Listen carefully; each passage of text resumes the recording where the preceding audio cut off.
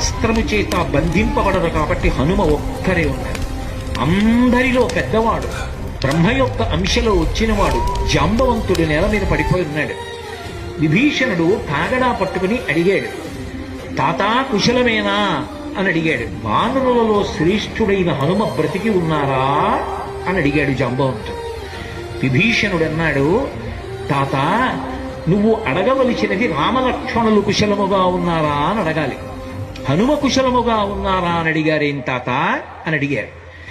మొత్తం వానరులు రామలక్ష్మణులతో కలిసి పడిపోయినా కూడా నష్టం లేదు. హనుమ ఒక్కరు బ్రతికి ఉంటే మళ్ళీ అందరూ బ్రతుకుతారు. అందరూ బ్రతికి ఉన్నా హనుమ ఒక్కరు పడిపోతే బ్రతికి ఉన్న వీళ్ళందరూ పడిపోతారు. అందుకే నేను హనుమ బ్రతికి ఉన్నారా అని అడుగుతున్నాను. వంగి జాంబవంతుడి పాదములు పట్టుకుని